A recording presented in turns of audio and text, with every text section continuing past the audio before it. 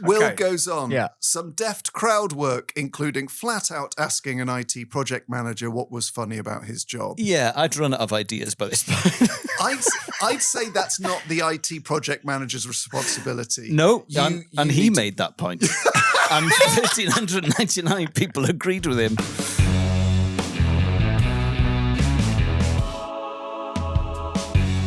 So this is an email from Will. Will says, "Dear Elis, John, and Nude Dave. Let's not. In Let's not. recent weeks, it feels as though there's been an ominously devised smear campaign against the cultural phenomenon that is Elis James's iconic stand-up career. I would agree with that. There's been a smear campaign. Between the alleged murmurings of a mass Albert Hall walkout on Reddit forums and a wickedly scathing review in the Sunday Scramble by his own daughter, Oh, yeah. Cymru's sweetheart is seeing his good name dragged through the mud. Enough is bit, enough. yeah. Here the rot stops. I simply will not see the Welsh Wonder Boy, which is the name we came up with for Elis in the meeting, WWB. have his craft called into question. And as a certified paying punter at the recent St Albans Comedy Garden, God. I'm well placed to defend the lad. I need defending. So I received immediate text confirmation live that Elis was having a mixed bag of nuts at the St Albans Comedy Garden. Is that a metaphor for his performance? Yes. Right, okay. He's allergic to some of the nuts. Other nuts he found he could tolerate. Right. Yeah, tolerate. But there's no escaping the fact there are several photos on my phone of him lying on the floor in the fetal position. That we can't argue I with. feel sorry for Jeff Innocent. And I Jeff- brought him on to, I would say, a tepid response. Okay. What went wrong? They hated me, Dave, because I'm Welsh. But no one hates Now, you. I think Ellis is being... I don't think anyone hated him. No and one hates Ellis. He's the most they just- likeable man in showbiz. They just thought, who is this member of the public on in between the acts? He seems nice. I Not like... like Ross Noble called me genial. So Will goes on. He seems... He seems nice. I'd like him as a neighbour. Yeah, has he got a broom? I'm not sure why he's here. Why is he taking the mic? So for those who remain unconvinced about his prowess, here is a list I've compiled to convey but a mere taste of what you can expect from a night of comedy with Elis Right, James. who's this guy? This is Will, who was at the St Albans gig. And Will doesn't hate you. No. Will's on What's side. Will's I'm agenda? still worried about Will. I'm a bit worried about Will. No. Will's got a very positive Okay, pro-Ellis good. Will agenda. Briggs, the promoter who puts these great gigs on, he is as loyal to me as 10,000 dogs. Yeah, 10,000 dogs that all send photos they've taken of you curled up on the That's floor true. to every Yeah, comedian they know, It's a loyal dog with a sense of humour and access to a smartphone. saying his stand-up talent is buried under thousands of podcasts. He did say that. And Daniel Kitson said I was cosseted by acolytes. Yeah. So this is Will's five-point report from St Albans Comedy Garden. Okay. So Will just gives us some highlights. Okay. And I'll be honest, one low light. Oh, no. Oh, good. Naturally, there was live in the flesh Cymru connecting, featuring perhaps a first nemesis connection in the form of a swimming instructor. Yeah. So Right. did you fail to connect? No, we both knew this person, but this person was mean to me in 1985. Ah, And then the air turned blue. right. I hadn't realised I'd buried so much of that stuff. Is that why the audience turned? I think they were confused by it, by my ire. This is what happens when you... 1985, it's 41 years ago. Increasingly in the world of like, say you've got someone with a big TikTok presence or a big YouTube channel, Yeah. and they do like an Edinburgh show, Mm. they're finding a place for their fans to meet and see Yes. them live. Yeah, and that's a very good, it's a good thing. However, they would never do a mixed bill stand-up show where 20% of people knew everything about them. Yeah. And 80% are like, why is this guy talking about a swimming instructor? Oh, I see. Right. It was my first misstep.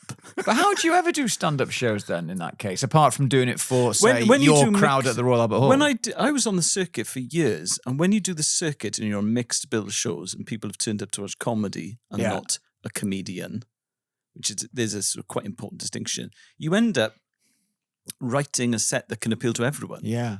And then once you become buried under the weight of podcasts. The words of Will Briggs was as loyal Cosseted as by 10,000 as loyal as 10,000 dogs, or costed by acolytes. You then tend to write more about yourself because your audience know who you are, Yeah. and they want to hear about you. Or you try to connect with random Welsh people in the crowd. Which I would have done at any point in my career. But accidentally, it just didn't have a name back then. Yeah, that's basically true. I would always have gone, hang on, do you know, Yeah. at the risk of derailing the gig? But that's my gift. Will goes on. Yeah. Some deft crowd work, including flat out asking an IT project manager what was funny about his job. Yeah, I'd run out of ideas by this point. I'd say that's not the IT project manager's responsibility. No, You and he need to- made that point. And 1,399 people agreed with him. And then I brought on Jeff Innocent. A charming impression of a Millwall fan with a rod on. What does that mean?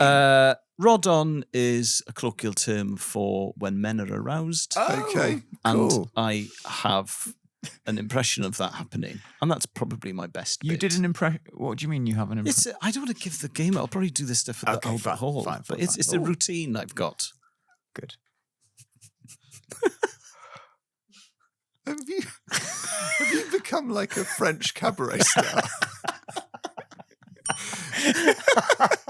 It involves mime. Yeah. For- I imagine. The orchestration of an honestly momentous simultaneous opening of everyone's drinks cans, dubbed the Can Amnesty, which created truly electric vibes in the Alban Oh, I like area. this. Yeah, I like I this. pointed out that it wasn't testament to the electric atmosphere I'd created that during my setups you could just hear cans being opened. Did you mention that? Yeah. Great. So I got everyone to open their cans at the same time. That's I do good. that sometimes. Yeah. And then I make a joke that I need to get to a meeting. Very nice. Big laughs. Yeah. From the people who know me again. Yeah, exactly. The 20%ers. Yeah. And finally, the clobber of an iconic fashionista, joggers and a white tee, which stunned the crowd so much that when asked for feedback on his outfit, Elis was met with silence. And one man who repeatedly said his brand new joggers were S. Was it joggers? But I couldn't hear him. So I kept asking him to repeat it and he kept calling them S, but I couldn't hear him.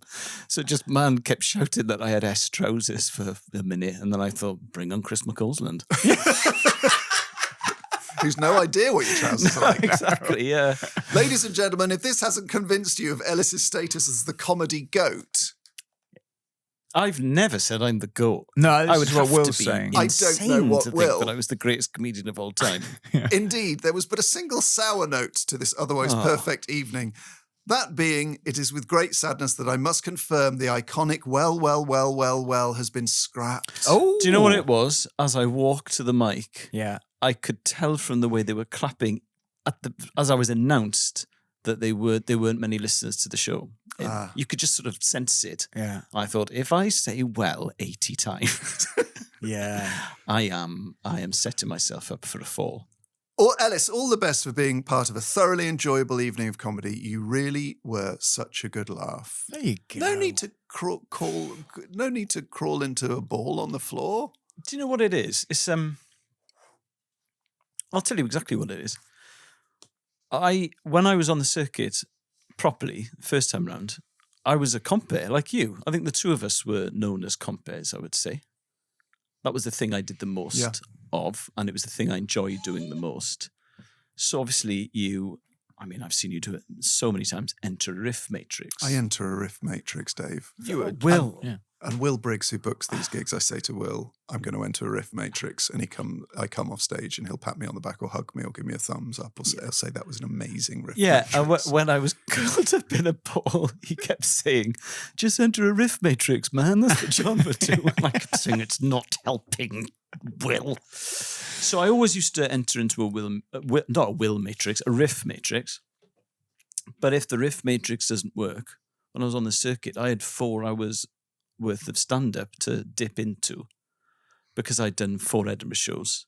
So you always had a safety net of stuff. The riff ripcord. That is the best description of my comparing style. I had the riff ripcord. If you can't hear the guy saying your trousers are S, you pull the riff ripcord On and your you trousers. do an anecdote. And you do an anecdote. Yeah. Because if you haven't got an anecdote in your back pocket, you've got to keep asking what the man is saying, and he needs to keep telling you that your trousers are S. Yeah. So I've lost my riff ripcord because, like I did, what used to be the Banana Cabaret, which is now ABC at the Bedford in Balham, which is a great gig. It was me and Nish and Sarah Barron and James Gale. It was such a good night. But I've got like 20 to 25 minutes, but I'd used it all up because I couldn't enter a riff matrix. So then I had to ask the people at St Albans, who weren't sure about me, if they liked my trousers or not. And I was met with a stunned silence, apart from one man who really did think they were terrible. It's a bit like you're hosting a dinner party and you lose confidence in the snacks that you've put out for people when they arrive. So you immediately just serve them the main meal. Yes, that's a very good analogy. They're eating it off like cardboard plates in your living room. It was lasagna on arrival. Then they sit down and you serve them like carrots and hummus and tortilla chips for their main meal. Yeah, and yeah. they're very confused. Yeah, yeah. They got lasagna on arrival. Yeah. which wasn't ideal.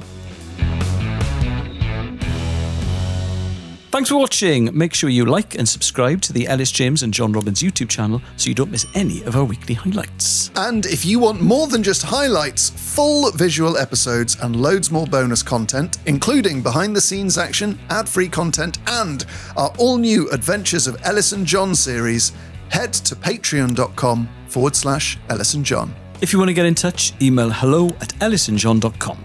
And you can follow us on Instagram and TikTok. Just search Elis and John. Elis James and John Robbins is a significant production.